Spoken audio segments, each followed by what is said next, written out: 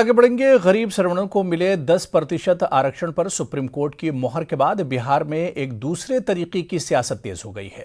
यह सियासत और जाति गणना, जनगणना और आरक्षण के 50% की सीमा को बढ़ाने की, आरक्षण की सीमा को 50% से ज्यादा बढ़ाने की नीतीश कुमार की मांग पर बीजेपी नेताओं ने तंज कसा है।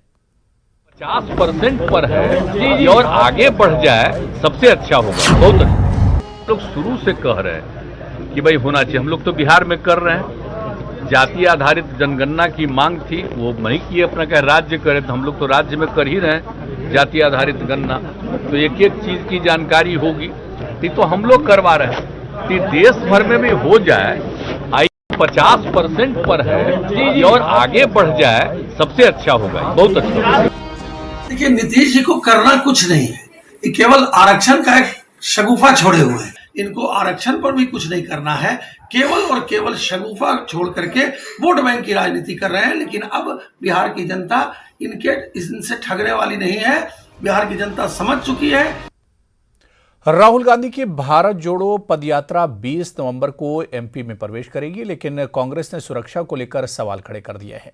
कांग्रेस ने भारत जोड़ो यात्रा में हिंसा की आशंका जताई है।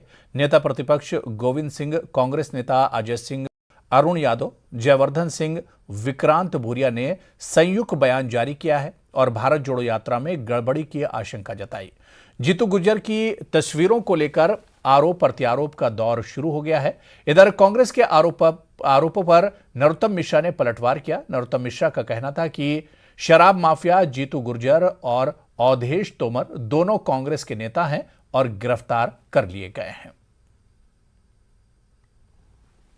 20 नवंबर से माननीय राहुल जी की यात्रा मध्य प्रदेश के बुरहानपुर जिले से प्रारंभ होगी।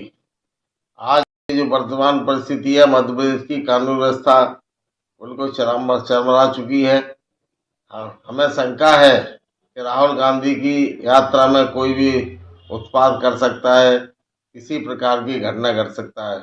मेरा निवेदन है कि इस यात्रा को जो उद्देश्य है उसको खंडित मत करो भाई। ये माफियाओं को क्यों लेके जा रहे हो, अपराधियों को क्यों लेके जा रहे हो और फिर कानून व्यवस्था पे सवाल खड़े कर रहे हो।